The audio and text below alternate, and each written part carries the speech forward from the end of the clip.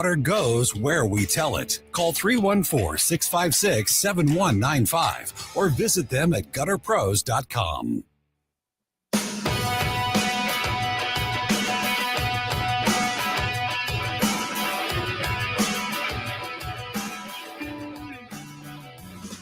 The time to rise has been engaged. Your better best to rearrange. I'm talking here to me alone. I listen to the finest work song. The finest of hours.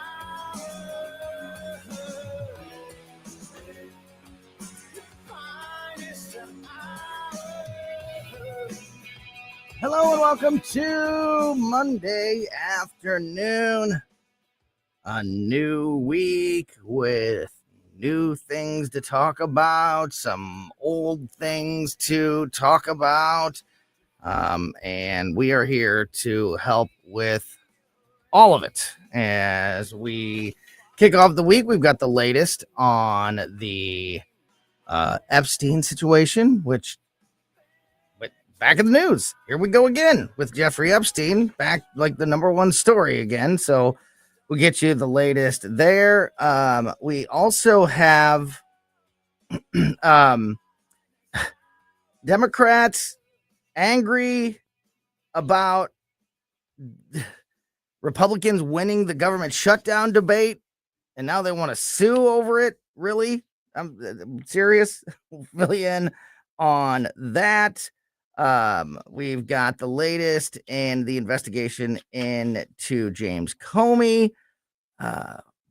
Donald Trump is also considering a lawsuit against the BBC. This is super interesting because if you remember the lawsuit against CBS in 60 Minutes for 60 Minutes editing a Kamala Harris interview during the presidential election, and then airing that interview, edited, making Harris look better and make it look like she gave a better, more concise answer to a question than she really did. And that lawsuit lingered for a long time and then was finally settled out of court, and allegedly, reportedly, Donald Trump, was awarded a lot of money in that case.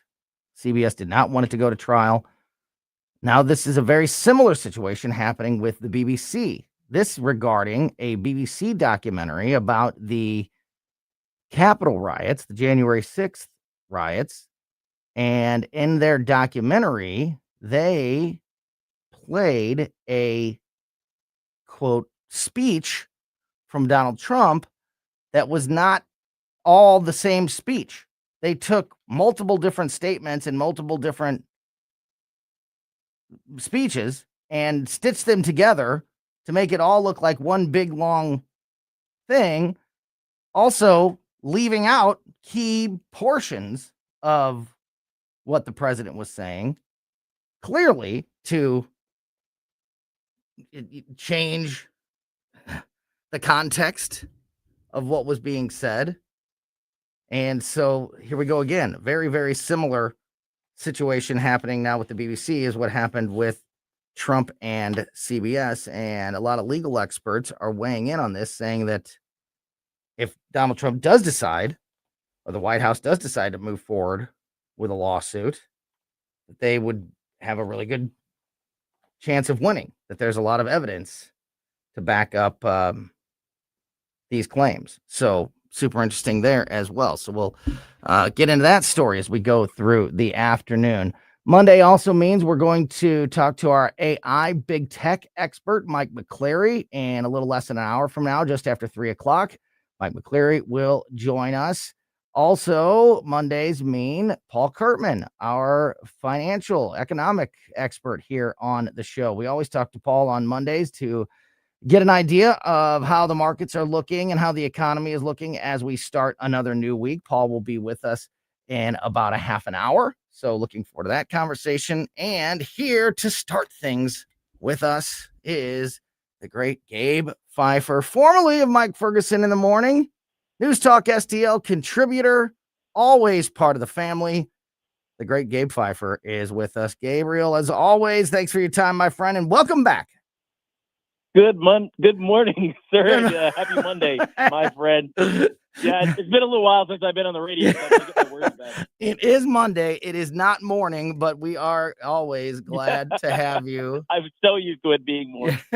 So always glad to have you on. So, Gabe, still a regular part of this show and the station in general, but you have you have been gone for a couple weeks. I don't know if you were gone on business or pleasure. It doesn't matter.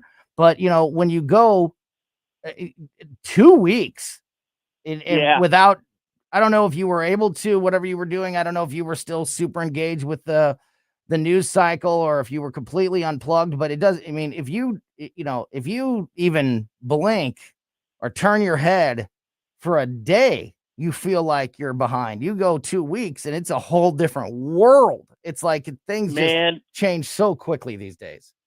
It is so wild. I mean, I was 90% unplugged. I was taking care of some family business. My daughter had surgery and I was kind of out there to support her. But one of the things that I noticed whenever I would poke my head in, I felt completely and absolutely lost. I was like, I was kind of like, okay, what world is this? That meme of Robin Williams coming out of the game in Jumanji, and he's like, what year is it? That was me. That was how it felt to be disconnected, even just for a couple of days. Yeah, for sure. I mean, and if I ever am gone for, we've had a couple of family trips this year, and that I've been gone for just days, not even a full week.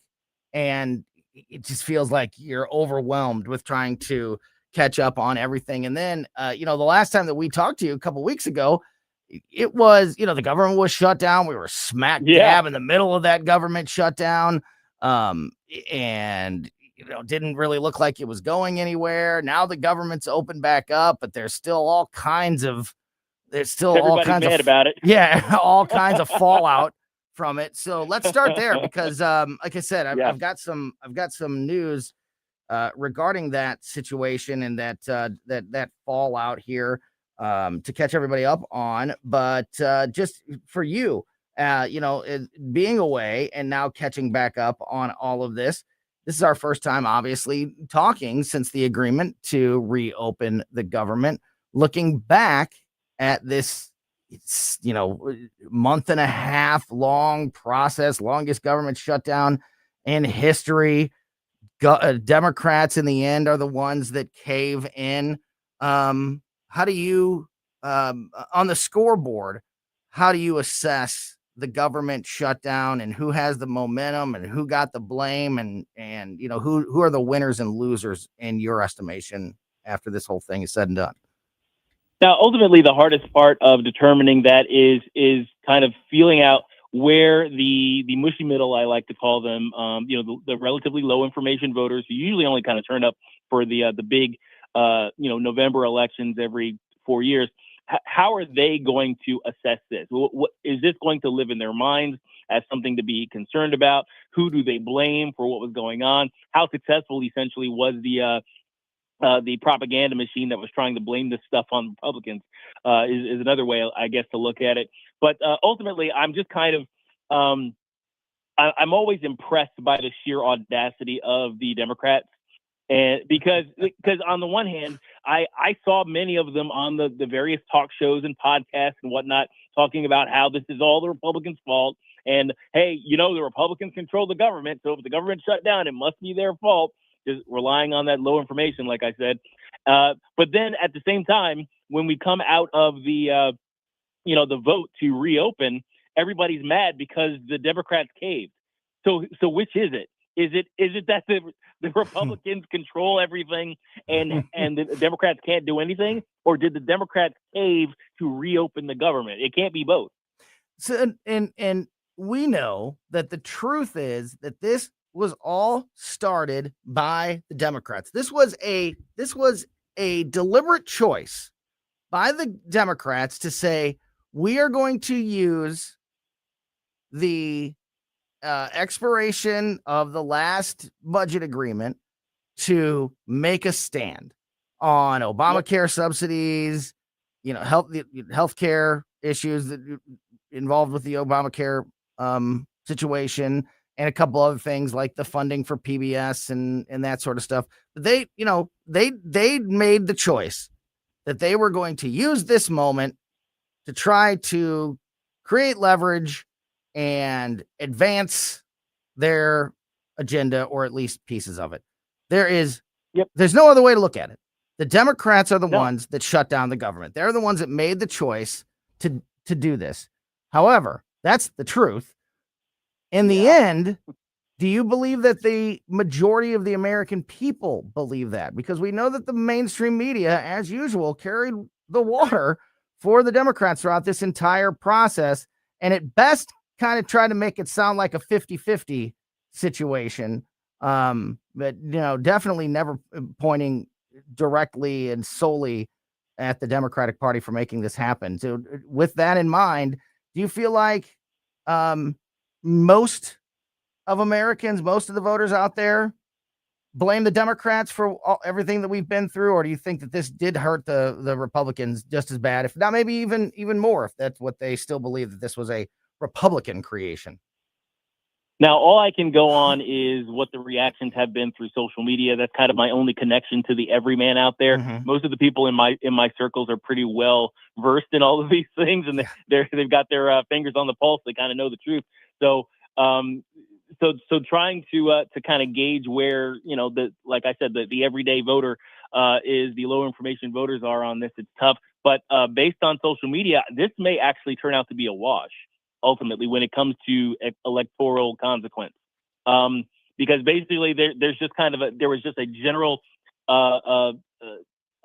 general discomfort with the concept of a government shutdown, but there weren't that many consequences from the government shutdown, except for certain small sectors. So this may actually turn into one of those nothing burgers that we thought was going to be a huge deal. Yeah, I think you're right. I think especially until the last few weeks of it, it was barely felt by the majority of Americans.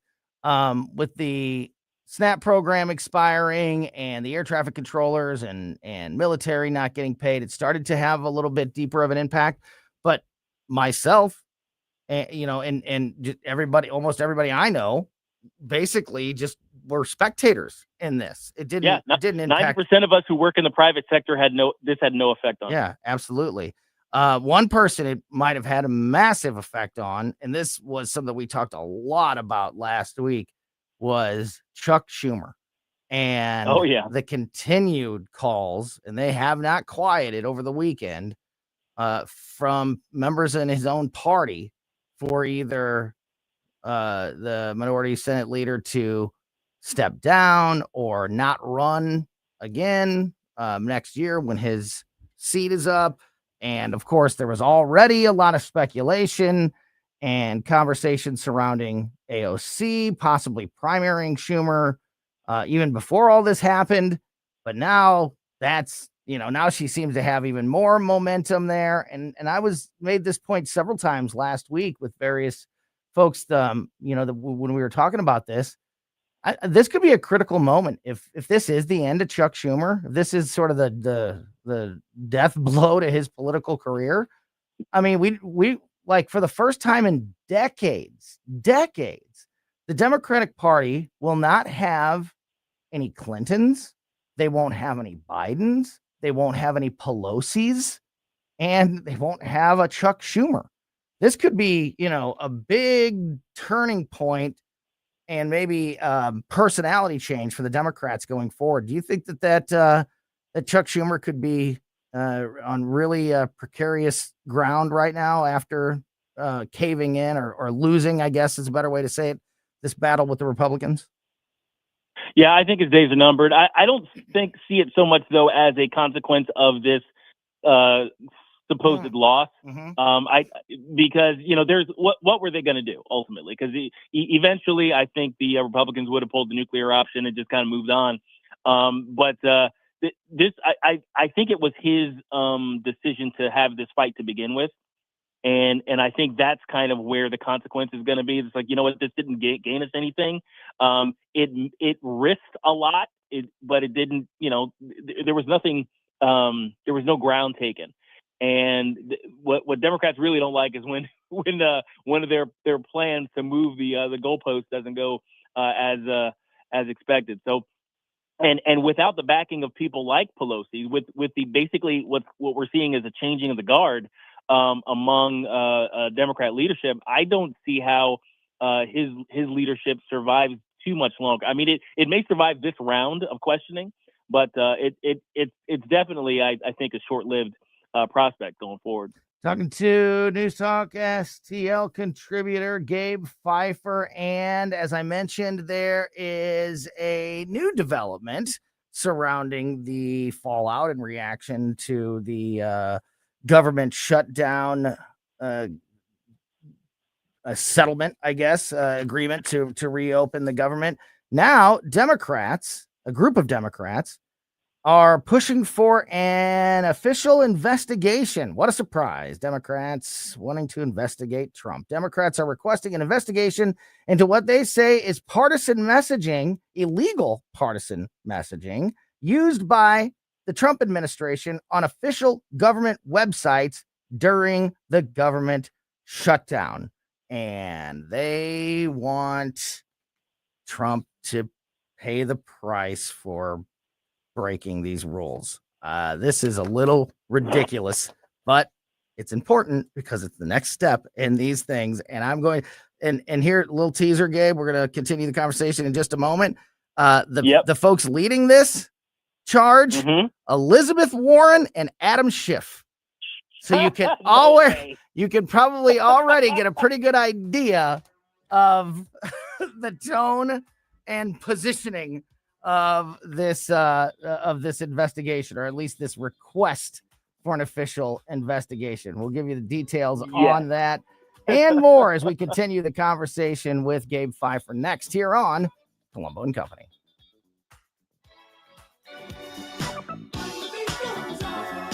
Made in St. Louis for St. Louis. It's News Talk STL. News Talk STL.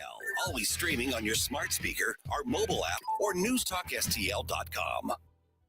I mentioned last week that I have once again seen it up close and personal just how effective the Wallner home selling team is. I've told you about our experience working with the Wallner home selling team at Berkshire Hathaway and how they over-delivered for my wife and I a few years ago when we were selling our old home and buying our new home. And Rodney and Jen Wallner, and of course our very own Jamie Allman, is a part of the Wallner team, have done it again for somebody very close. I should be able to share some of those details very, very soon, but I watched it again firsthand, just how great the Wallners are and how effective they can be when they are on your side. There's a lot of, we're going to talk to Paul Kerman in a few minutes about, any changes happening in the market, and that's always a concern. But right now, it's still very much a seller's market. So if you've been thinking about selling your home, don't wait any longer. Call the #1 home selling team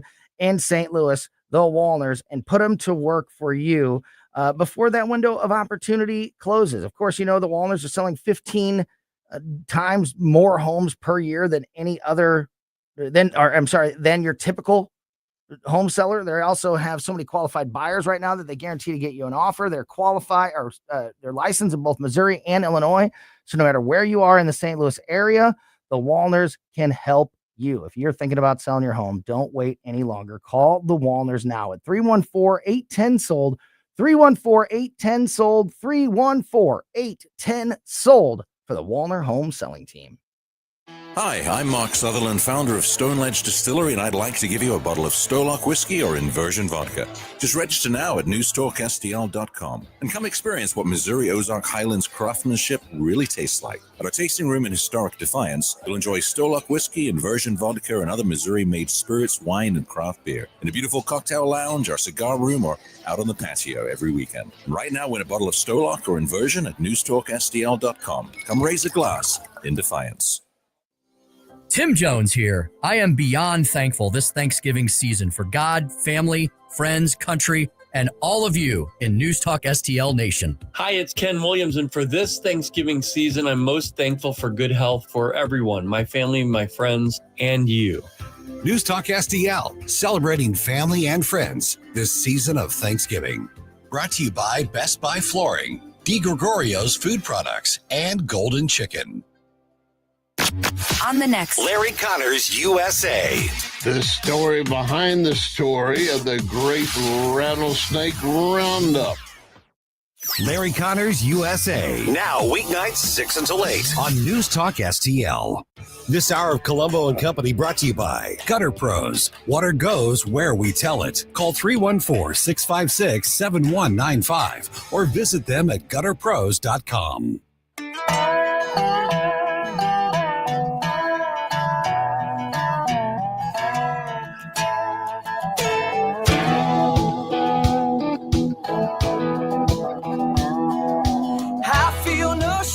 Welcome back to Colombo Company on 101.9 News Talk STL.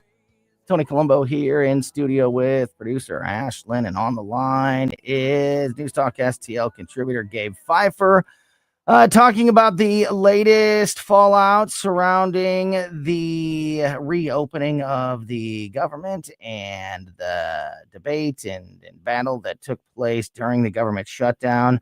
Gabe, as I mentioned right before the break there, Senate Democrats are requesting an investigation into what they say is partisan messaging that the Trump administration used on official government websites during the longest government shutdown in U.S. history. Senators Elizabeth Warren of Massachusetts and Adam Schiff of California. I mean, Yeah, like you don't even need it anymore, right? Like you.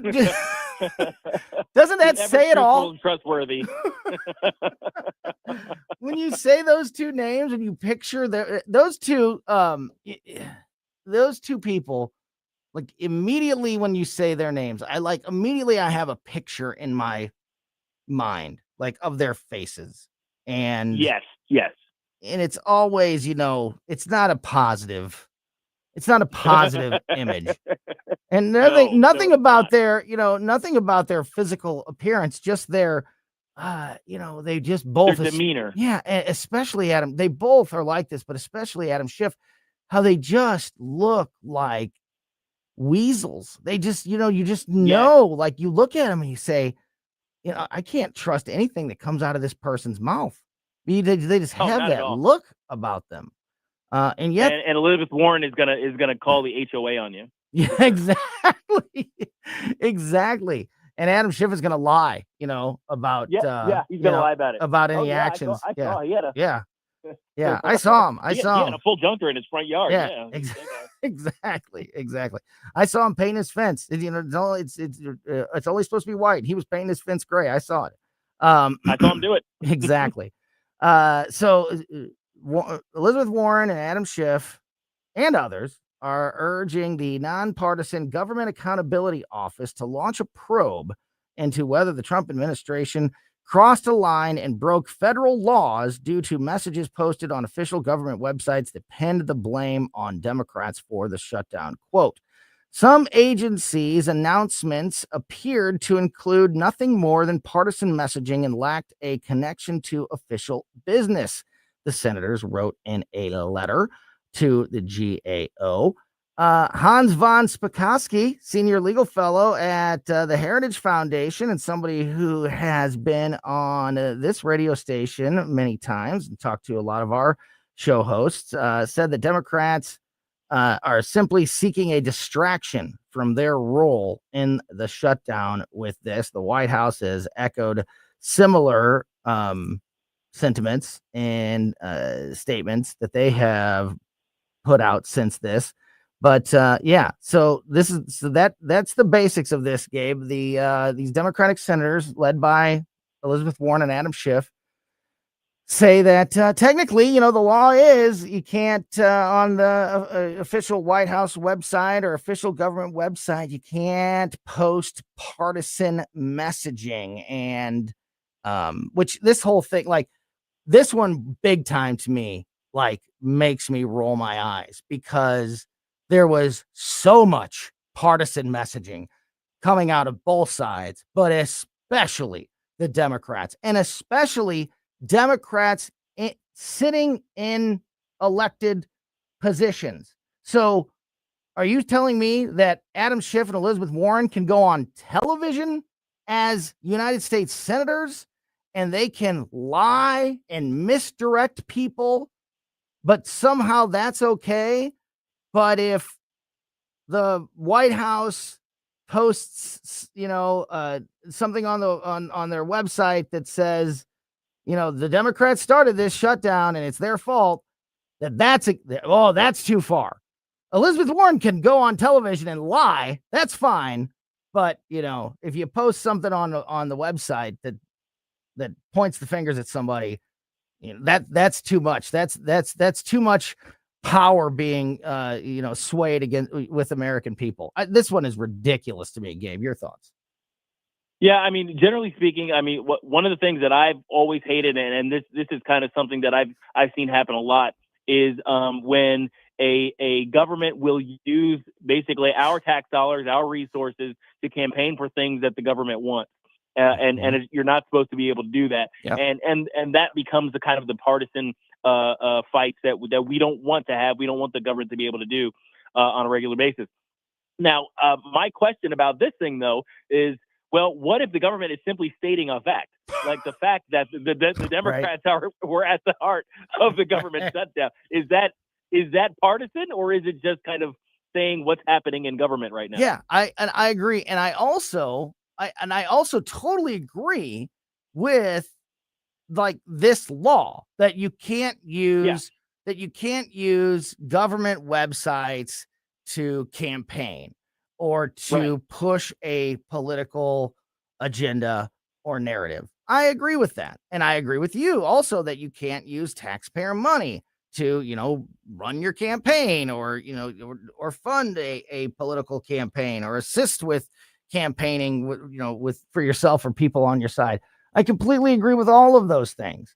But I go back to, if we're going to, if the whole point is the sanctity of a, government official or a government body is so important that they not be allowed to, partisanly campaign for an issue or an election or whatever it may be, then shouldn't that also fall on what they do on television, what they say during official interviews with news organizations as acting senators and congressmen and in other positions?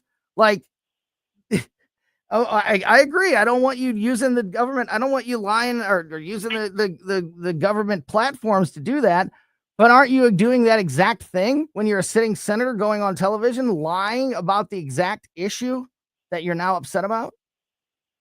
Yeah, there's a lot of sticky situations when it comes to going on making appearances on news sites and or maybe posting things. People would get guest editorials at for like the New York Times and something like that. Some senator will write about how horrible the president is or what have you. And I'm always bothered by that stuff in general, but I think that's still within the bounds. The problem I have with the Democrat notions right now is that they don't like when the White House says things that are true that make them look bad. That's really what they're suing about. Yeah. This would be an interesting one to see if it goes anywhere. It's probably one of the issues that I'll bring up with Susie Moore tomorrow, our legal expert, because along with this and some other new investigations and Supreme Court rulings. There's a lot going on, and we'll talk to her about the legitimacy of something like this, and if it has legs, and if this is going to be what we're talking about moving forward. And again, and here the other part of it, just to wrap this up, Gabe, on this particular issue. The other thing is, I'm so sick of Democrats saying, and getting away with literally everything that they want to. But, we never hear about an investigation being launched into the Democrats. Very rarely. I mean, very rarely. But every other day, it's like, hey, Republicans broke the rules, another investigation against Donald Trump, another lawsuit. It's like, it just doesn't feel fair, very balanced to me at all. It never is. And of course, because the Democrats have, people running cover for them in the media, then you're always going to get that kind of coverage too. It's kind of like, a fighter, because I always have been comparing politics these days to MMA just because I like MMA. But it's kind of like a fighter's complaining about some sort of illegal moves or low blows and things like that. I don't know, that's questionable, while they have brass knuckles under their gloves. Yeah. That's kind of how it feels like whenever the Democrats accuse the Republicans of pretty much anything. It's like, hey, you can't do that. It's like, wait, I don't know, that was kind of a questionable call, and they're complaining and they're lodging reports and they're getting livid, but they're pulling every dirty trick ever. And it's I'm a little tired of it. I really hope somebody should hold them accountable soon. Yeah, absolutely. And I've got another story about that I'll get into a little bit later on that goes into that exact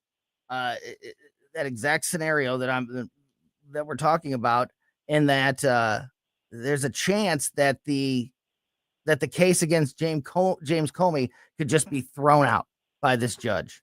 And I'll fill you in on the details. And again, I'm sure we'll talk to Susie about that. Yeah. Because of mishandling of evidence. I'll fill everybody in a little bit. But yeah, it's just like, you gotta be, you gotta be kidding me. Yeah. Like it just is so ridiculously unbalanced.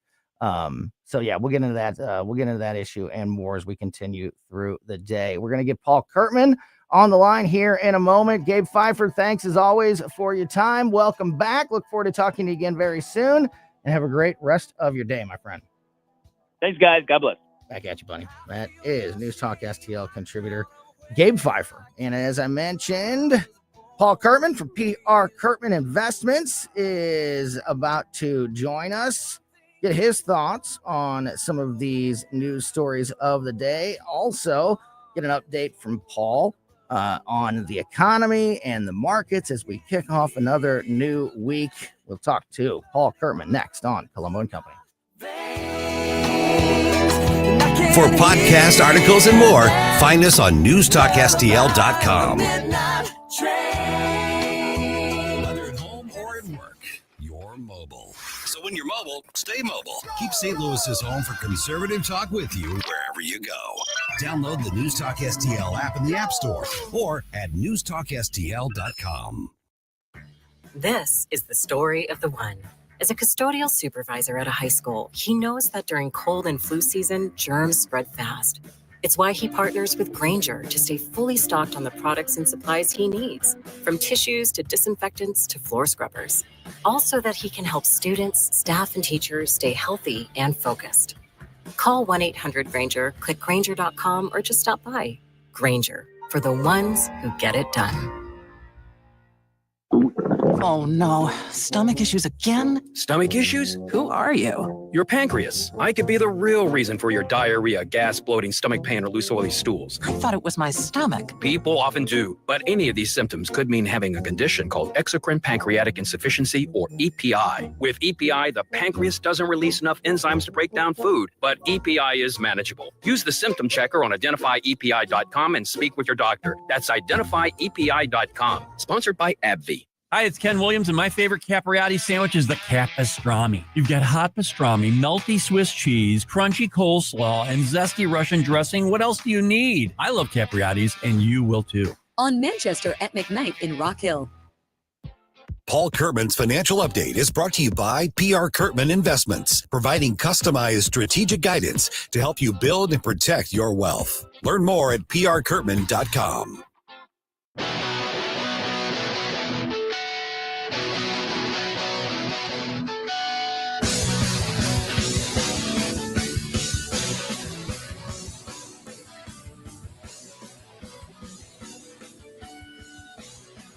This is a little old school local music.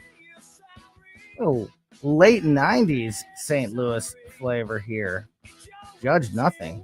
Good stuff. Welcome back to Colombo and Company on 1019 94.1 News Talk STL. Thanks again to Gabe Pfeiffer for joining us in those first two segments of the show. If you missed any of that conversation, go and check it out on our podcast. The podcast is the best way to make sure you never miss anything that happens here on the show, because we put the show out as a podcast right after we get off the air every day. We put it on basically every podcast platform. So wherever you get podcasts on that platform, make sure you're subscribed to Colombo and Company, and you'll never miss any of the great conversations like the one we're about to have with Paul Kurtman from PR Kurtman Investments. Paul, as we kick off another week for the first time in a while, or was the government? No, it wasn't officially open when we talked last week. So now we are officially open for the first time in one of these conversations for a while, and always appreciate your time, my friend. Yeah, good to be back with you, Tony. I'm glad the government shut down. I'm glad that that's getting wrapped up.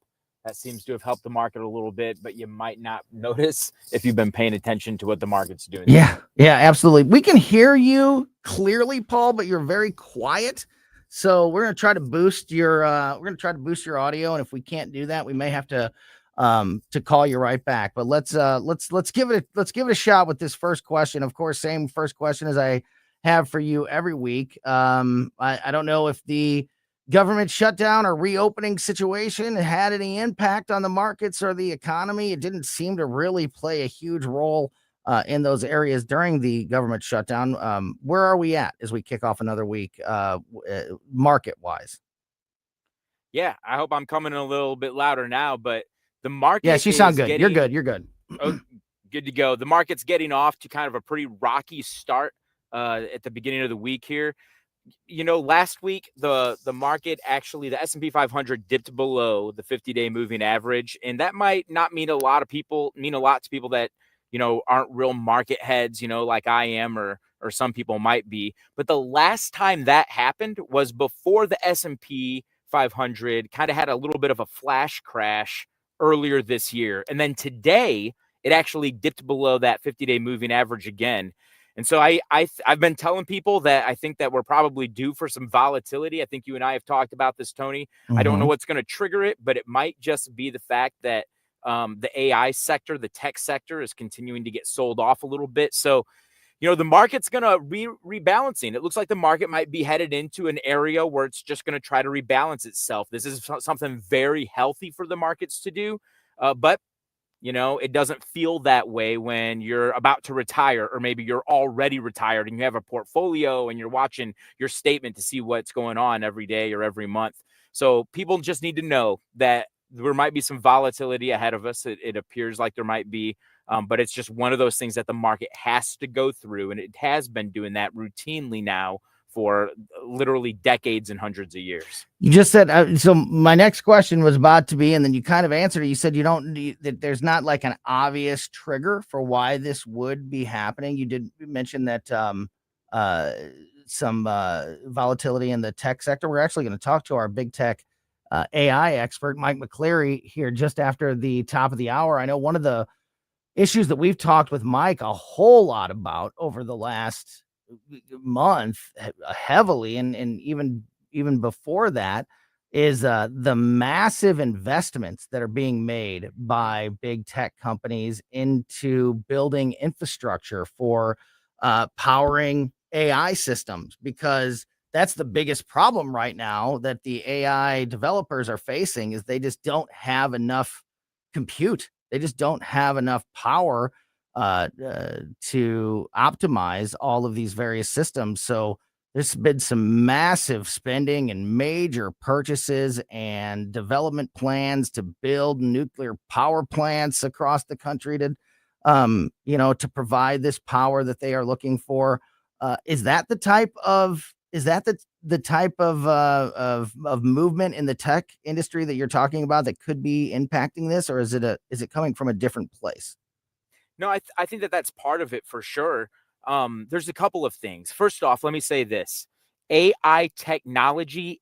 I believe, this is my opinion, I believe AI technology is today what the Gutenberg press was to printing and publishing hundreds and hundreds of years ago. It is going to be a worldwide moment in history Yeah. that just completely changes the A course of game everything. changer, So, a total game yeah, changer. absolutely. And so, even if the markets pull back and you see like Nvidia and some of these other tech companies, if you see those stocks begin to dip, that doesn't mean, oh, it's the end of AI. That just means that in the markets that, there has to be a balancing. There has to be a rebalancing, a resetting of some of the financials as far as investors who have been putting money in. And then they see what the earnings reports look like, and maybe they decide it's time to get out.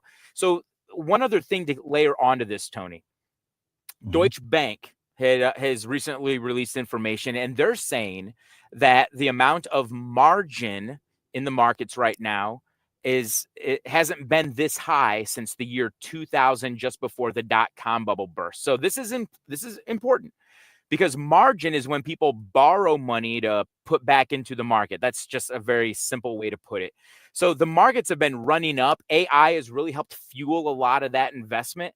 And a lot of people have actually leveraged their investments in order to purchase more stock. So that's actually probably been one of the things that has helped the market really run up as high as it has.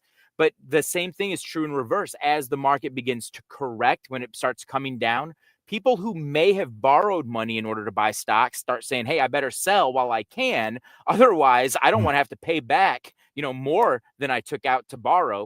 So they might start selling, and that could actually kind of fuel a little bit more of a sell off, or at least put a little bit of energy behind the correction. So I'm just saying that to say this: there's a lot of different things that play, but this is why people need to make sure that whatever their portfolio looks like, that they're talking to somebody about it, making sure that they're not overexposed to one sector. You don't want to have all your eggs in one basket, as we say. And so right now you've seen a lot of people that might have been feeling like, hey, no, that's actually a good idea. Let's put all of our eggs in one basket. Let's put it all in one of these companies. But there's a reason why you need to be diversified. And I think that you're going to see more of those reasons kind of play out here near the end of the year. Yeah, it's so important to have that professional guidance, especially at a time like this. That, of course, is what Paul and his team at PR Kirkman Investments provides. So if you are looking for a trusted team in that area, I recommend checking out Paul and his team at PR Kirkman Investments. And right along those same lines, Paul, this is exactly kind of where I was going with this, is we're seeing all of this unfold. What are the biggest concerns for investors, for people that are trying to grow their wealth, trying to put themselves in the best financial position? And I know that can maybe change depending on, if you're young and you're starting out and you're trying to put yourself on, the right path, or if you're closer to retirement and you're ready to, the concerns could be different. So, what are those concerns right now, specific to the situation that we're in?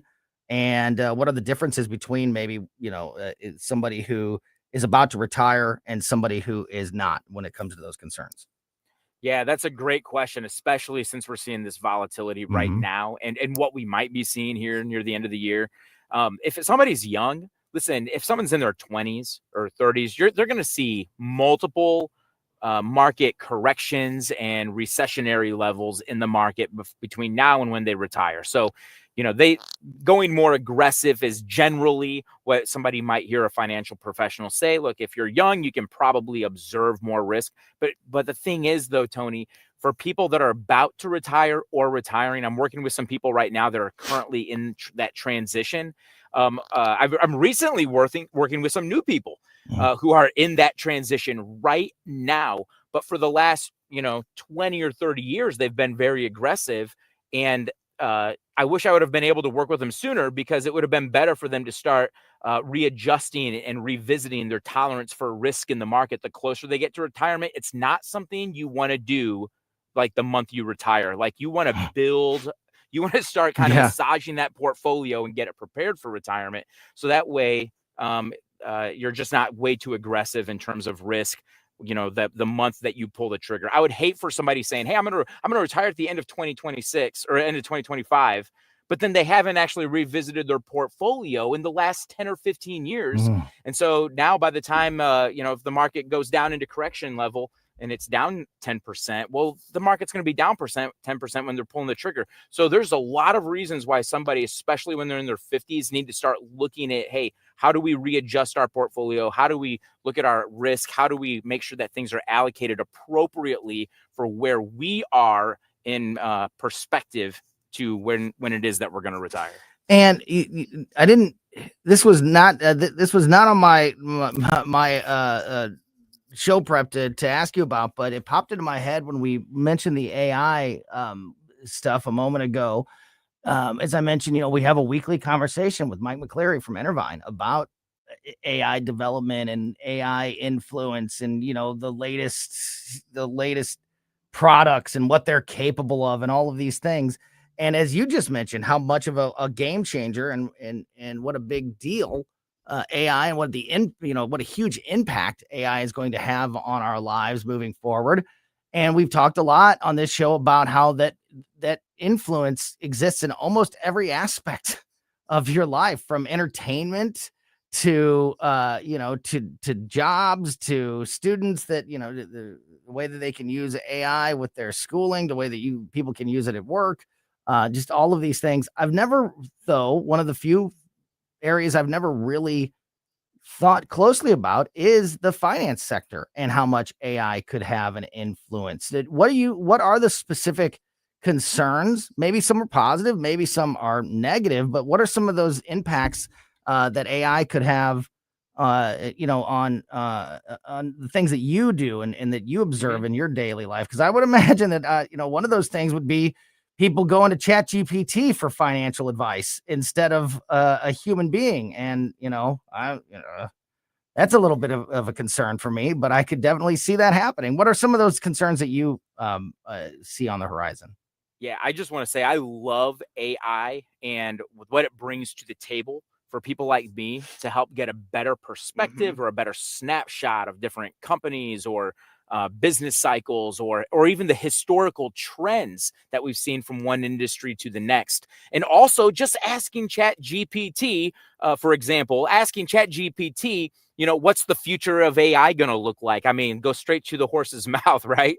So I love what AI is going to bring to the table. I think and we've seen this before, I think that one of the problems that people might have, some people go to robo advisors, and these are like online platforms that rebalance and allocate your portfolio automatically for you. And that has its place. That 100% has its place. However, working with the financial professional, having that face and that empathy and similar shared values and life experience has its place too. So I think that it's going to be a great mix between AI, what it brings to the table, and also that human perspective, touch, experience, and empathy that you need whenever you're trying to create and achieve different goals and objectives. It's a good, that's a great way to put it. It's a great tool in the toolbox, but not a one-stop solution, to where, for answers and advice and things like that. Only a couple minutes left here with Paul Kerman from PR Kerman Investments.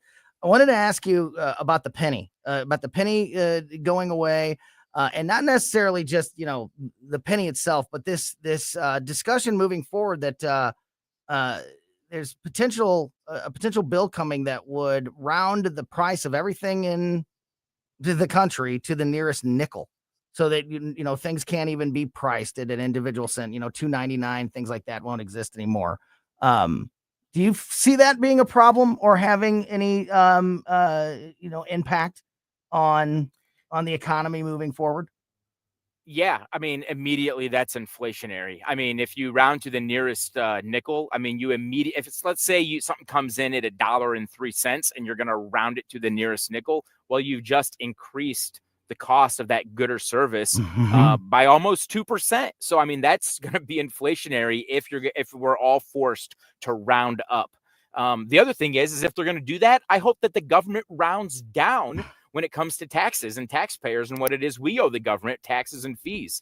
So if they're going to do that, I hope that they find a good balance to keep more money in the hands of the local economy rather than in the hands of the government. Yeah, it's going to be a super interesting process to watch unfold. And I think it's going to start sooner than later. So we'll definitely keep an eye on that in the coming weeks and our conversations with Paul Kurtman. Again, check out his team at prkurtman.com. Paul Kurtman from PR Kurtman Investments.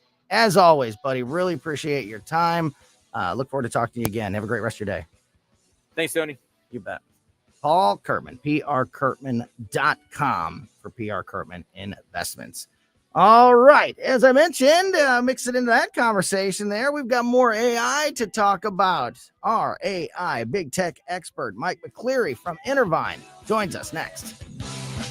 How do airplanes fly? What's in this box? What does this thing do? Kids are curious about everything, including guns. Learn how to store your gun securely and make your home safer at endfamilyfire.org. Brought to you by End Family Fire, Brady, and the Ad Council. Hey, St. Louis golfers. Looking for a new golfing experience? Sugar Creek Golf Course was voted the most popular golf course in St. Louis. Book your tee time today at sugarcreekgolfcourse.com and join the fastest growing golf community in town, sugarcreekgolfcourse.com. I'm Dr. TJ, owner of the Institute of Natural Health, co-owner of Optimal Nutraceuticals, and the host of Wellness One. Wellness One is designed to cut through the nonsense and provide you common sense science-based information regarding health and wellness. On the show, we discuss topics like thyroid health, gut health, hormone optimization, and many others. Our show airs Saturdays at 10 a.m. and 2 p.m. and Sundays at 11 a.m. and 3 p.m. right here on Newstalk STL. And you can visit us at inhstl.com. That's inhstl.com. Report cards are a good way to show how well your kids are doing in class and where they might need improvement. We at the Show Me Institute believe schools should get grades too, so parents can see how their child's school compares to others. That's why we came up with the Missouri School Rankings Project. Click on the website moschoolrankings.org and it's all there. Rankings and letter grades for all the schools in Missouri. The rankings are based on categories such as student performance in English language arts and math, ACT scores, and graduation rates. Then we take the rankings and come up with a grade point average, just like your child has. Each school and district has a grade, and the website is easy to use. And now we've added spending data for every district, so parents, taxpayers, and policymakers can see where the money is going. Don't you want to know how your child's school stacks up? Learn more at showmeinstitute.org. The Show Me Minute has been brought to you by Show Me Institute and Show Me Opportunity. KLGY HD3 Clayton, K270BW Belfast, KNBS Bowling Green. This is News Talk STL at 1019, 94.1, and always streaming at newstalkstl.com. Breaking news at Town Hall. I'm Bob Agnew in Washington. The FAA has lifted its flight restrictions on commercial airline traffic. The FAA said it recommended rescinding the order after what it called detailed reviews of safety trends and the steady decline of staffing trigger events at air traffic control facilities. Cancellations hit their highest point a week ago last Sunday when airlines cut more than 2,900 flights. Air traffic controllers were among the federal employees who had to continue working without pay during the shutdown. They missed 2 paychecks during the impasse. That is George Williams reporting. President Trump signaling he plans to meet with New York City's Zohran Mamdani. The mayor of New York, I will say, would like to meet with us and we'll work something out. But he would like to come to Washington and meet, and we'll work something out. We want to see everything work out well for New York. As a candidate, Mamdani often positioned himself as a symbol of the resistance against President Trump.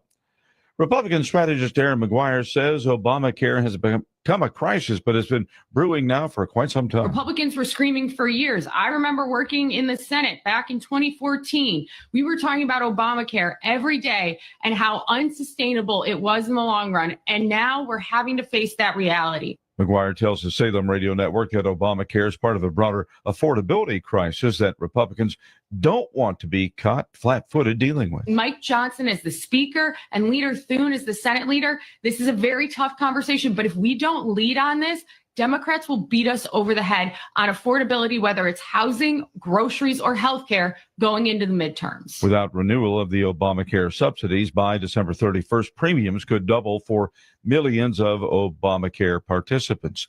Stocks taking a pounding and did up till the closing bell, off 557 points for the Dow. The NASDAQ was down 192. More from townhall.com.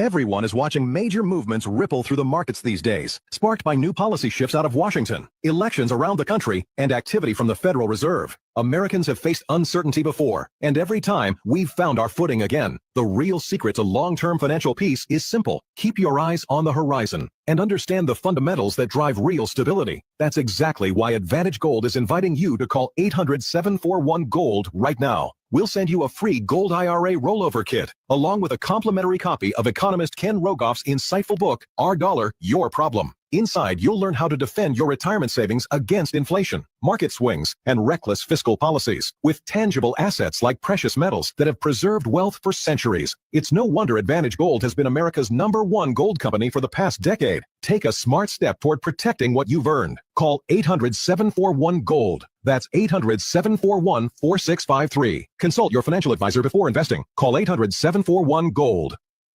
From the Michaels Flooring Outlet Weather Center. I'm First Alert 4 Chief Meteorologist Steve Templeton. We have a chance for a few thunderstorms this evening and overnight. They're going to be isolated and brief, but they could contain some hail, mostly small hail, but something to watch out for this evening and overnight with a low down to 50 degrees.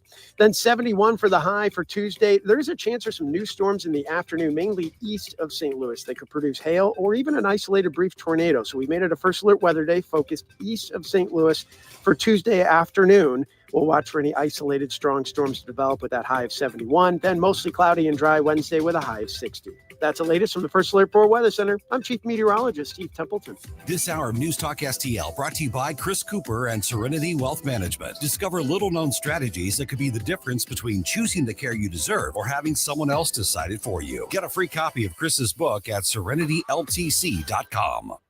Fox News commentary with Craig Gutfeld. Next. If your cash is sitting in a savings account, it's at risk. Old school advice says save more, but today the strategy is broken. When inflation spikes, they print money or cut rates, your dollar shrinks. So do your savings. The solution? Own something real. Physical gold and silver. When the dollar drops, gold and silver prices rise. And with Noble Gold, owning gold is simple. Just visit noblegoldinvestments.com and chat with a specialist. The knowledge is free. The protection is priceless. Visit noblegoldinvestments.com. Past performance may not be indicative of future results. Investing in precious metals involves risk. Consult your financial advisor before making investment decisions. Here's Greg Gutfeld. Shouldn't the Dems realize that having the media on your side makes for terrible, weak, entitled politicians? Trump had the most antagonistic press ever, and he emerged the strongest candidate we've ever seen. They say what doesn't kill you makes you stronger.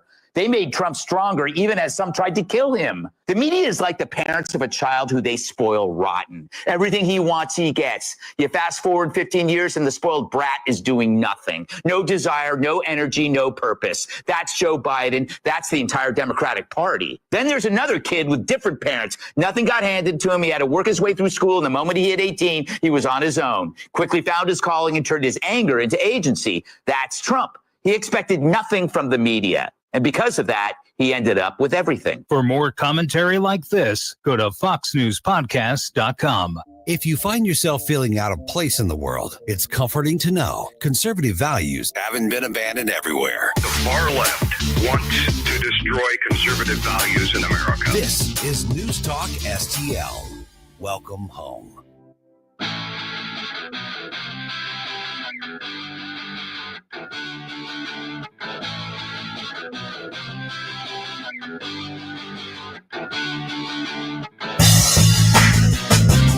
Welcome back to Colombo and Company on 101.994.1 News Talk STL.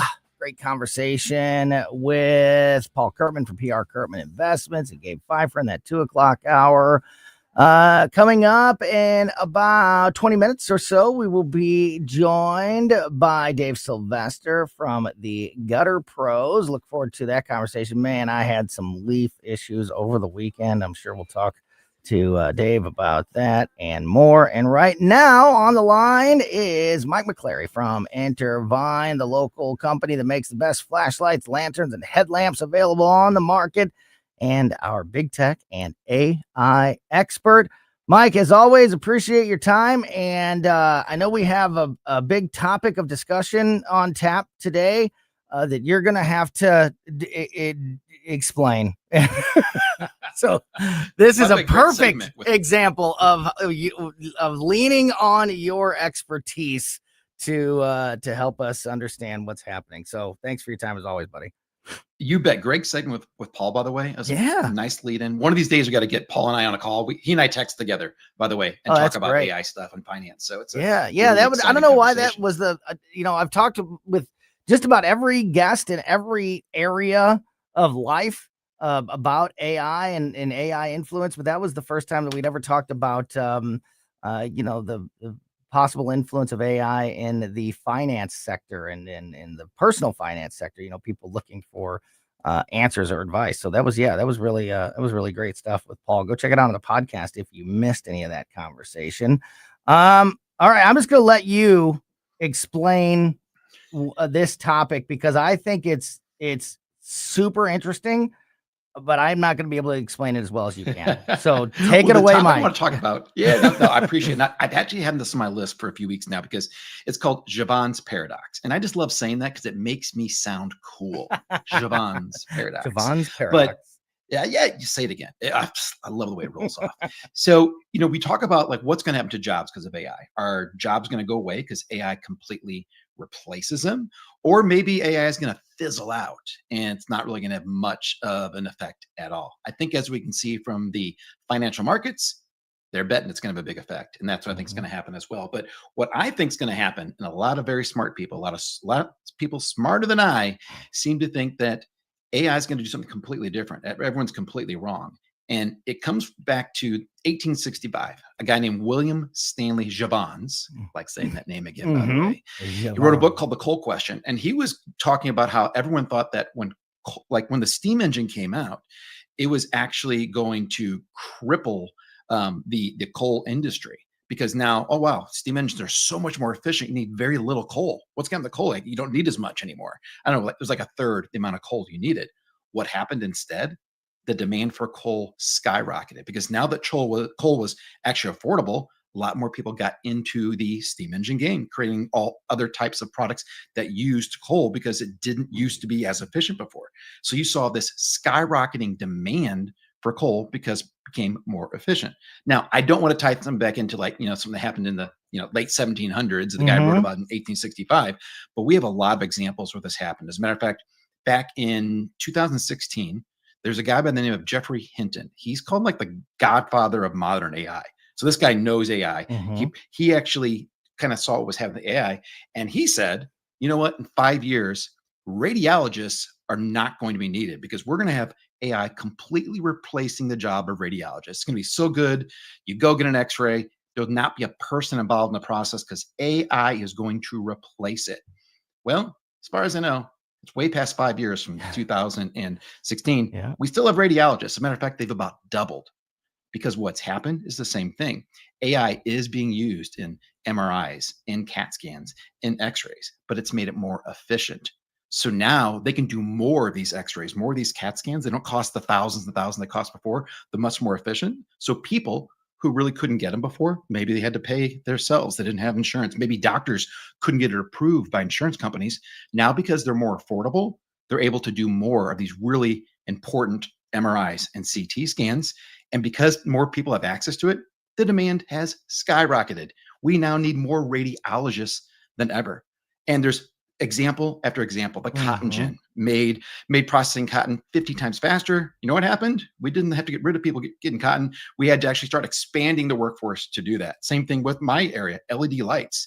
Now that we made LEDs more efficient, what did we do? Like just replace all the existing light bulbs? No, we now light up everything. Every corner of every parking lot, every street has lights all over it. We have LEDs on our boats and our cars everywhere. And instead, the demand for that has skyrocketed. So what I see happening is in so many industries, it's going to make people more efficient, the jobs more efficient, and we're not going to see people losing their jobs.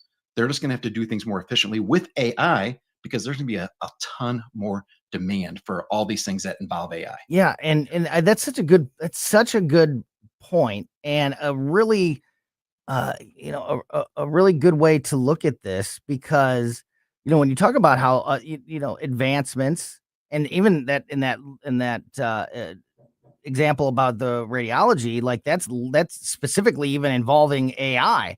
It's not just a big advancement in technology. It's specifically what we're talking about, and with all of that increased efficiency and an increased demand that is because of the influence of AI, as you mentioned, that also not only made it, made those services a lot easier to obtain, and in just a lot more quantity. It increased the industry jobs wise on top of that. So, like, yeah, maybe you did a great job at the beginning explaining, like, there's kind of two primary thought processes when it comes to AI. Either it's going to take everybody's jobs, it's going to take over the world, it's going to take everybody's job, or it's just kind of a fad that's going to fizzle out.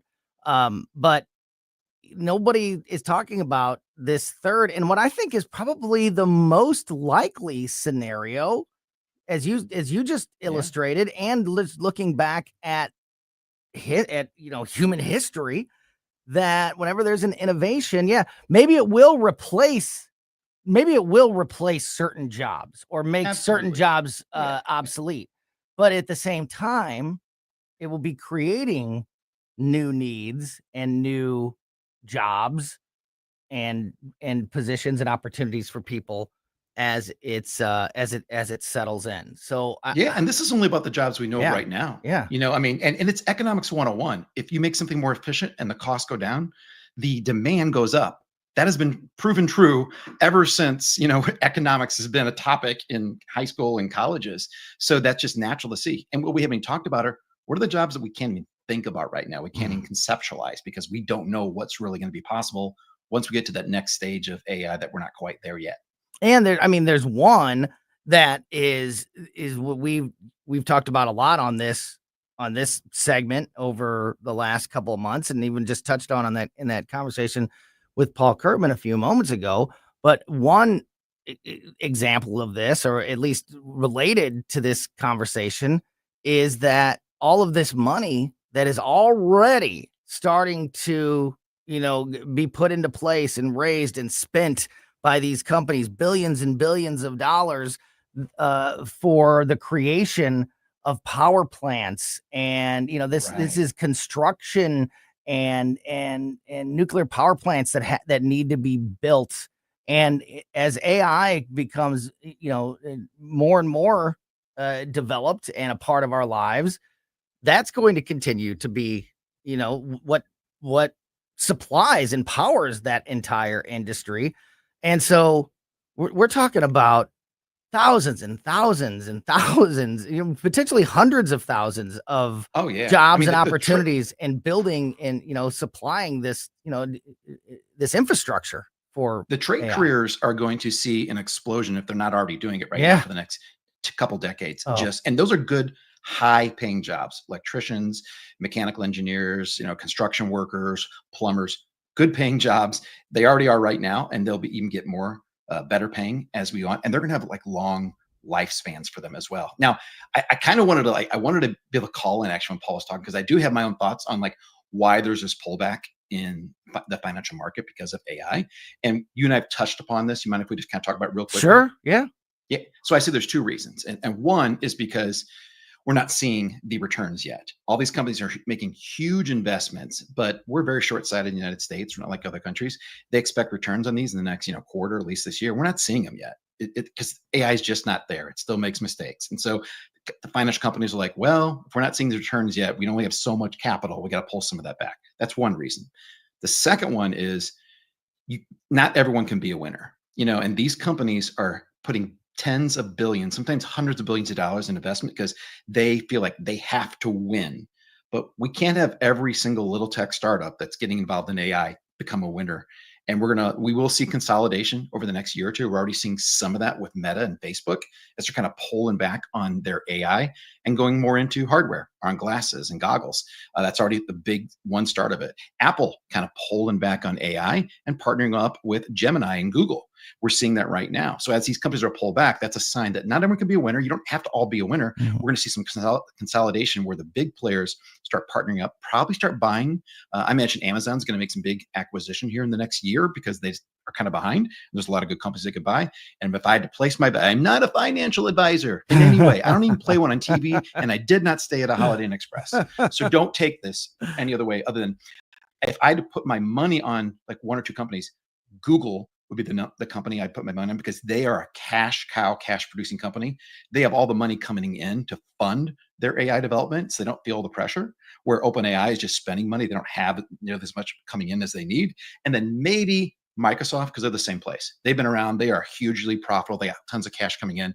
You cannot undervalue positive cash flow when it comes to investing and really growing in this business right now. Yeah. You know what? And you mentioned Amazon. I don't even know if you've seen this yet, because this news literally broke today from all the, at least from what I could tell in the limited time I had to research this before our conversation. But it was reported today by the New York Times that Jeff Bezos is returning, their words, to the trenches as the co-CEO of a brand new AI startup company called Project Prometheus.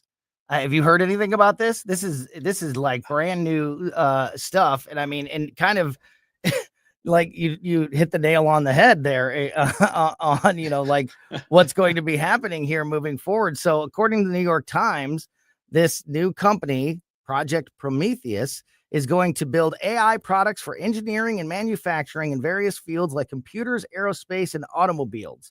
Project Prometheus is focused on, quote, AI for the physical economy, per its own statement. Yeah, this is Jeff did not mention that to me. So I did not know that. Yeah, brand new. He is Bezos will share the position with Vic Baja. We're going to go with that. Previously led and co-founded Google's life sciences division. So what does he know? Yeah. Yeah. So there you go. Not technically Amazon, but Jeff Bezos, getting back involved in this new AI company called Project Prometheus. And it'll be interesting to keep an eye on this. If he thought that Amazon really was doing well in the AI game, I think he would probably do that within Amazon. I think he's probably frustrated the fact that Amazon is behind the game. Like when's the last time you heard someone say, hey, ChatGPT just came out in their version and so did Gemini. Where's Amazon's? Yeah. They don't have anything like that. Yeah. I wonder if he was working on this behind the scenes or if this is a reaction to that of being behind and like his way to attempt to play catch up in that industry. Again, he didn't tell me. I didn't have a chance to ask him. I will. How about I make a promise to you, Tony? The next time I have a one-on-one conversation with Jeff Bezos, I will ask him. Yeah, please do. Yeah, please do. Ask him if he wants to come on the show. Talking to Mike McCleary from Intervine, our AI big tech expert here on Colombo Company. Just a couple minutes left here, Mike. But I have a story here about AI toys that could impact Christmas shopping.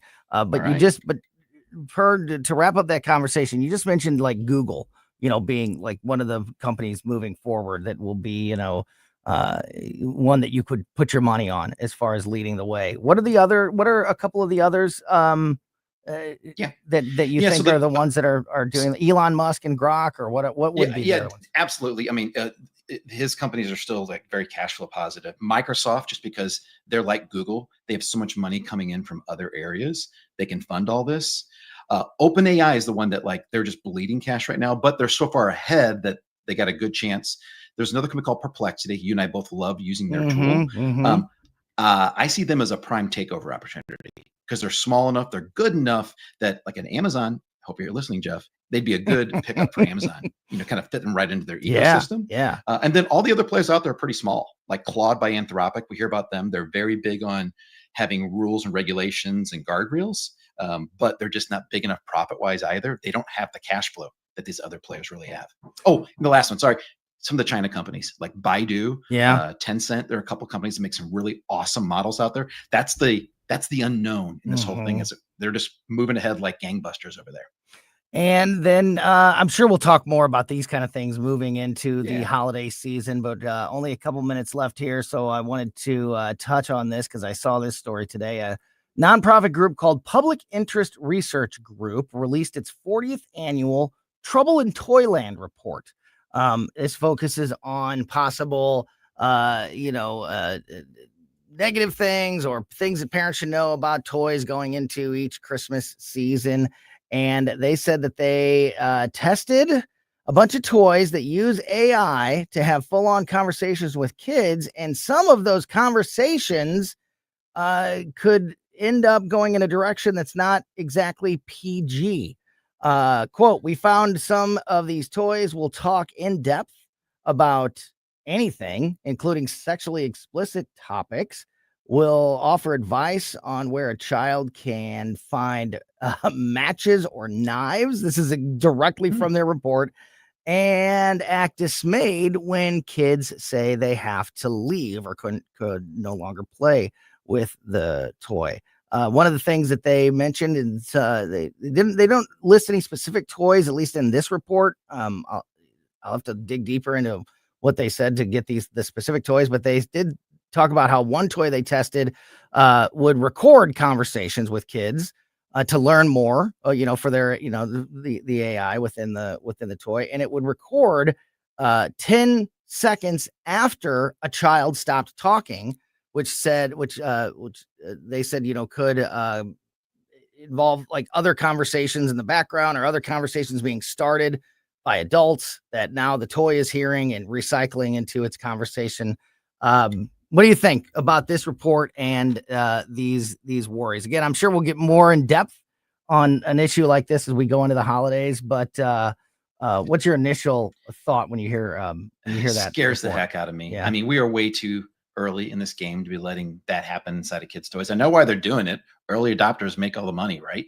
And that's why they're doing it. They're the first AI toys on the market. I guarantee you there'll be millions of parents wanting to buy them for their kids, or millions of kids convincing their parents to got to buy them. But it's way too early. We do not know enough. We don't have enough control over this, even for us, for conversations with us, much less for kids. Yeah. So that scares the heck out of me. I would not be buying them for my kids. Yeah.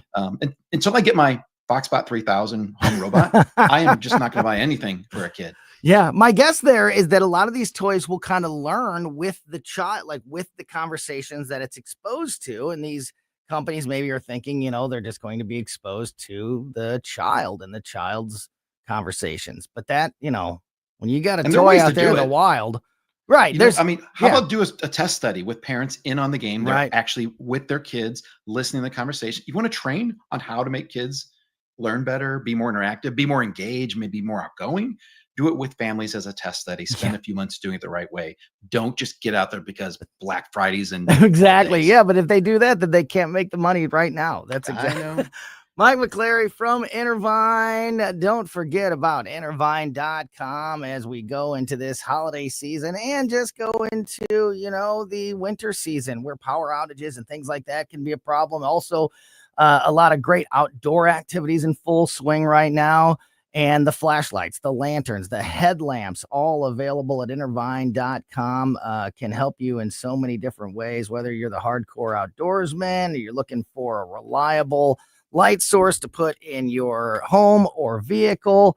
Lots of great products at Intervine.com that can help you. And of course, you can get 25% off everything at Intervine.com by using my name, Tony. Yes, everything.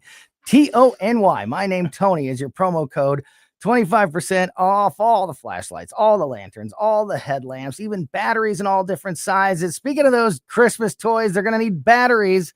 So stock up on batteries for a great price, all at Intervine.com. Use my name, Tony, for 25% off everything. Intervine is Intervine, Intervine.com. Mike, as always, appreciate your time, my friend. Look forward to talking to you again very soon. Have a great rest of your day. Thanks, guys. Talk in a week. Yeah, you bet. Awesome stuff. Yeah, a week. Unless I need you before then, Mike. You never know. That could happen. We are going to, before we get out of here and hand things off to Tim Jones and Chris Arp's show, I mentioned that I had a war with the leaves over the weekend at my house. I know that leaf protection and your gutters can be a big problem this time of year, and that is why our friend Dave Sylvester from Gutter Pros is in the building. Dave joins us live in studio next here on Colombo Company. Follow Tony Colombo on Twitter at Tony Colombo Talk. News, analysis, opinion. It almost seems common sense, but, alas, common sense isn't so common these days. News Talk STL.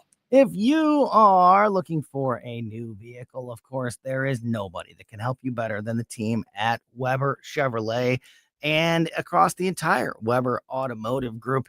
It was amazing last week when we had Skip Weber from Weber Chevrolet on with us on Wednesday. He's always a part of Close's Cabinet with Mark Close from KC95. We always have fun on Wednesday afternoons with that segment that is sponsored by Weber Chevrolet. And we were doing a story about the company Jello and how Jello was celebrating its 125th anniversary. And Weber Chevrolet is very near its 125th anniversary, just serving the St. Louis community. That is how long Weber Chevrolet has been a part of the St. Louis community, taking care of your vehicle needs generation after generation for so many St. Louis families. And you don't stick around for as long as that in the same community if you are not doing right by your customer. Of course, we always talk about how Weber is going to give you the best deal on a new vehicle. They're going to give you the most for your trade-in. But what sets Weber apart from the rest is the customer service and the way that they take care of you in that vehicle for the entire time that you have it. And, sticking around, being in the same community for nearly 125 years is proof of that. Also, every reputation score, customer service rating that you can find, over the last 125 years, just month after month, year after year, Weber Chevrolet always number one with a bullet when it comes to those customer rating scores and reputation scores and things like that. They are the best. So if you're looking for a new vehicle, check out what is happening at all three Weber Chevrolet dealerships right now by going to weberchevrolet.com. Duck season opens November 1st in Missouri's North Zone, and deer rifle season starts November 15th. Hunters, are you ready? Mike Ferguson here for Whistle Pig Outdoors. They have everything you need. Stock up on premium ammo, upgrade your decoy spread, and stay dry with top quality field-tested waders. Whistle Pig also has big game clothing, deer stands, blinds, and scents.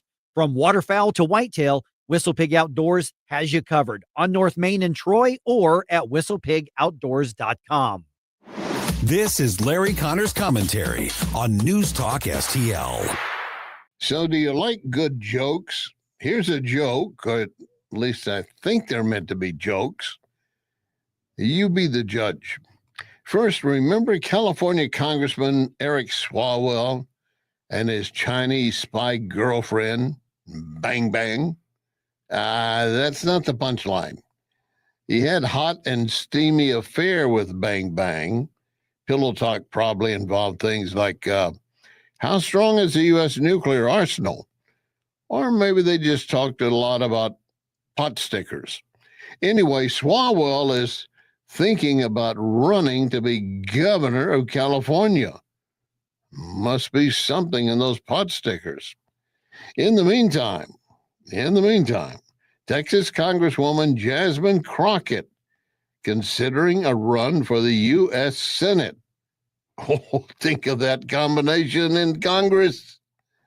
I've been to train wrecks, goat ropings, but I've never been anywhere near anything like what we're about to see if it happens. I do see buzzards circling. Get more Larry Connors on Larry Connors USA. Tonight at 6 on News Talk STL. I just checked the events planned at Lit Cigar Lounge, so I'm planning a lot of time there. Top-of-the-line cigars, premium whiskey. Check out litstl.com and join me. Hey, and if we get hungry, Napoli Brothers Pizza and Pasta, just a few doors down. We can order from the menu, be at our table within minutes. Napoli Brothers Pizza and Pasta in Chesterfield Valley and Lit Cigar Lounge, litstl.com.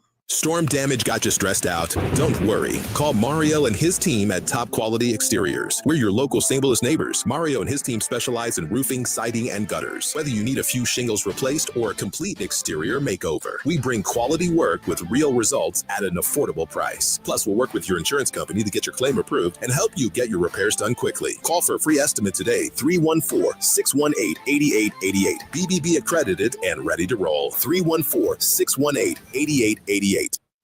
Hungry for the best steak you'll ever have? Head to the heart of Moscow Mills and discover Harry J's, a local landmark and family-owned steakhouse, serving up excellence since '98. From mouth-watering appetizers to decadent desserts, Harry J's has something for everyone. Enjoy our extensive bar selection while soaking in our friendly family atmosphere. Whether dine-in or carry-out, your meal is prepared to perfection. Make the drive to 300 Main Street and treat yourself to a taste of Moscow Mills' finest. Harry J's, more than a steakhouse. We're a tradition.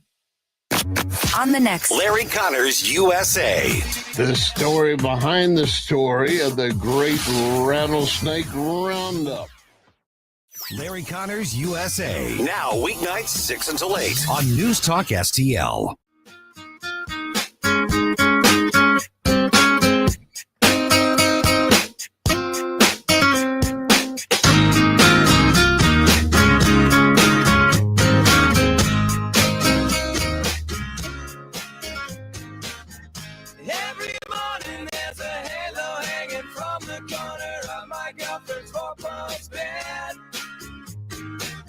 I know it's not mine, but I'll see if I can use it for the weekend or a one-night stand. Welcome back to Colombo Company on 101.9, 94.1 News Talk STL. Great conversation with our AI expert, Mike McCleary from Intervine in that last segment. And now joining us live in studio. I love it when company comes over in person.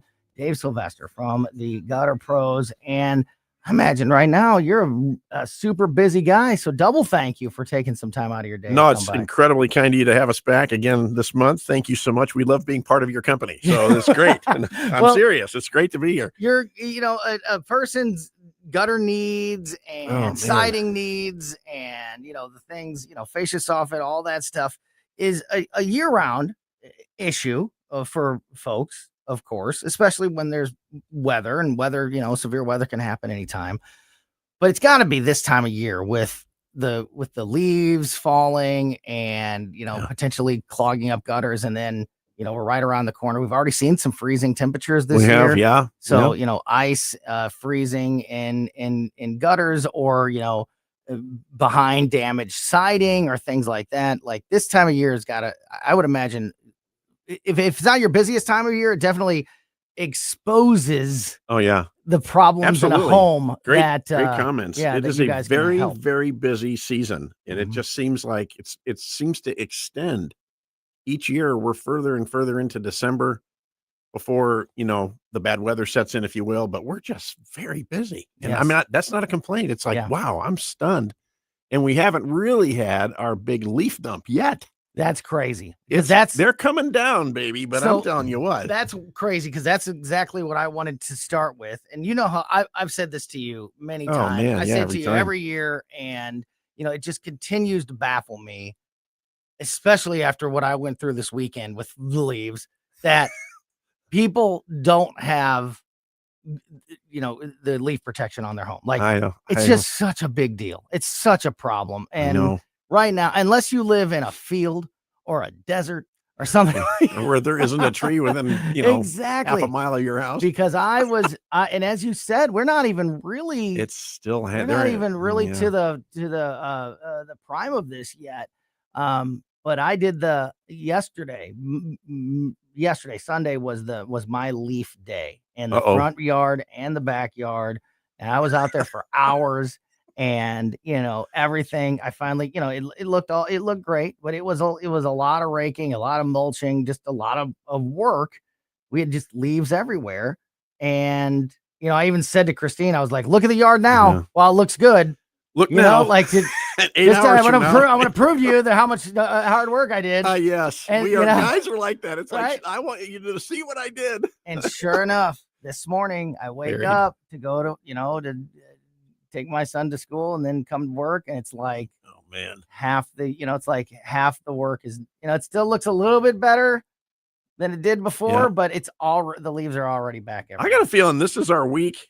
This week and next week, we're probably going to see the massive dumping of leaves. Mhm. We had such a dry era, as we came into the fall, and so we were late on our pretty trees. You know how you have the Mhm. weekend drive, and Yeah. I mean, here we are in the middle of November, and we're now seeing pretty trees now, but Yeah. that's like 3 weeks late. And I would imagine, and also, correct me if I'm wrong, but I would guess that this is a big 1-2 punch, because if you don't have the proper leaf protection and all these leaves fall into your gutters and they clog it up, and then it rains, Oh, this is and then a it gets nightmare. cold, and then it gets cold, Yep. and so your gutters just can't drain properly because the leaves just fell, and now Right. now Now they're water frozen in there. standing in there is all Dude. getting frozen. I'm telling you, that is, it's coming. Yeah. Because we've when we came in, we're like, hey, how you like the bipolar weather? That was a good comment, by the way. I mean, it was so hot over the weekend. Right. And now Saturday was ridiculous. Yeah, 80-some Hot. degrees, Yeah. So then it's going to drop down. And like you say, and we're going to get rain this week. Mhm. It's coming. I don't know how much we'll get because they keep, I don't know. It depends on which one you listen to. There's lots of rain, or there's some rain, or there's a little bit of rain, but it's going to, man, this is going to be tough. So talk about that, like what kind of damage can be done or issues can arise if that exact scenario happens. You get your gutters clogged up by the leaves that fall right now, and then in a few weeks, because your gutters are clogged, the water can't drain, and then it freezes, and now you've got ice freezing in your gutters and in your downspout and things like that. Yeah. What are the problems that So can arise from that? anybody that has gutter board that could sometimes be under the soffit fascia that's slightly bad or bad, the weight of that ice that's in the gutter will more than likely pull them down. Yeah, separate And from so the house. then it pulls those down. It pulls down the fascia. You got rotted board in there. Sometimes the soffit panels blow off into the wild blue yonder. Can't find them. So it just creates that kind of a scenario. And I sent you some pictures of recently of some pictures where the board had been rotted and you saw the gutter hanging down on the ground and everything. And so, yeah. And that hasn't even, we haven't even hit the ice yet. Right. So right. This happens every year. It's, sometimes people don't realize the wood is bad. It's hard to tell Yeah. when it's all covered up, and then it comes Something down. like and this happens and it exposes the Yeah. And problem. sometimes the other thing that maybe another thing would happen is if leaves get in the downspouts and then there's ice in there, and it can burst the backside. Mhm. So it ruins your downspout. So then there's water spewing out the back and coming down the brick or whatever. And those are a couple of scenarios that it creates. So yeah, And those are just kinds of putting things that on need that attention. leaf protection can stop so Yeah. much of that from happening. I mean, Yep. doesn't fix everything, but man, it does protect you from a lot of things. And then, we're talking about gutters because we're talking about Gutter Pros, but also Gutter Pros does Dave mentioned fascia and soffit, but also all your siding needs and siding repair and siding replacement. And I would imagine a lot of the same issues. If you have damaged siding, you have cracks or holes in your siding. And, this time of year, there's rain and there's, wet snow and moisture, and that moisture and water gets in those cracks and holes, and then it freezes. And here we It go. Now splits you it got a and siding problem. You got a siding problem. Yeah. And what I think you had asked me a question off air, but sometimes it's hard to find a matching siding if it's been up for a long Oh, time. yeah, Because yeah, manufacturers over time will change their colors. they'll Well, change and it their just styles, fades and it fades. And it fades. you So know. that's a great one. Now, somebody will say, well, hey, I got 3 pieces of that siding up in my garage. So they'll pull it out and it's like, these don't even look like they're the Yeah, same because they're right, so right. different. The Yeah. other one's bleached out by the sun. Yeah, and yeah. It does happen where the sun does fade over years. I mean, if you hung outside for 10 years, you wouldn't look so good either. Yeah, I gotta imagine. I mean, like if you're replacing siding, you're doing a big replacement and you're just putting on new siding, you can obviously Right. you can match it all. But that repair, I mean, that's gotta be something that people are aware of. Like, right? That you're gonna, Yeah. you can't expect one piece of siding to be replaced and There's a lot of hopers that hope that we can, hope we can. And I hate to be the bearer of bad news when we're there. It's like, I really can't. I mean, show me your siding. And then I have to hold it up and then they see it themselves. Well, I didn't even think about that. But the important thing is to get the problem fixed. Yeah, dude, get it fixed. If you have holes or cracks in your Yeah. siding, because that's an annoying problem right now. But down the road, if you don't take care of it, and water keeps getting behind there, and then we go through a couple of winters with it freezing, now you're talking down the line. You're talking about massive damage and major costs. Major costs. And it's something that you could have taken care of early on. This I'll say too is a lot of the waterproofing companies that we work with always tell their customers, if you have water coming in your basement, the first thing you want to address is the gutter. Yes. First thing. That doesn't surprise if they're me out of from whack, my own personal experience. Yeah. If they're out of whack and the water's overflowing, then that could solve it there. Yeah. Just the gutters being replaced and redone so that they're draining properly. That way there's no overflow, which would have been your situation, right? If we had waited too much longer. Exactly. Yeah. It would have been leaking in the basement. So that gutters are, people don't really pay much attention to gutters. Who does, right? And I do, because it's what I do for a living, but it is really a very important part of your home in the St. Louis area. And you cannot be without gutters in St. Louis. You just cannot. Yeah. Almost out of time here, Dave. We'll get you back on obviously very soon. Gutterpros.com, if you want to learn more about everything that Dave and his team can do for you. But is that the number one? Is there anything else that we're missing that people need to be on the lookout for this year? Because I'd be so focused on leaf protection, and maybe that is it. But is there any other I think we've covered a couple of really important points again this time. And I would just say, if you don't have leaf protection up, this is something to really seriously consider.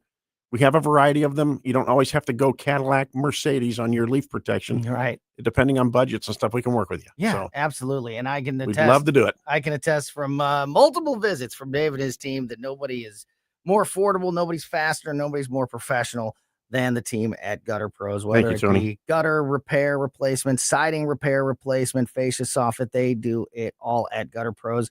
And imagine your phone will be also ringing soon, because it'll be the one time that people do see their gutters when they go up to hang up those Christmas lights. Oh, yeah. And then they get up there and they go, whoa, what's going on over here? Call the Gutter Pros for all of your gutter, siding, fascia, soffit issues. Gutterpros.com. Dave, great to see you, buddy. Thank you too. We'll see you soon. Yeah, we'll be back tomorrow. Colombo Company back tomorrow at 2. In the meantime, make sure you're subscribed to our podcast on your favorite podcast platform so you never miss anything that happens here on the show. And keep it here for the O'Reilly Report next, and then the Tim Jones and Chris Arp Show on 101.9 and 94.1 News Talk STL. Are the days of a personal doctor gone? Not at Body of Health Direct Primary Care. I'm Dr. Randy Tobler to share how our design is putting the care back into healthcare. Plain and simple, our members, not insurance companies, get our exclusive focus. That means same or next day appointments, responsive answers to your concerns, and a no-spin, big tool chest approach. It's about time you get serious time devoted to your medical needs. To learn about healthcare the way it ought to be, schedule a discovery call today at bodyofhealth.com. That's bodyofhealth.com.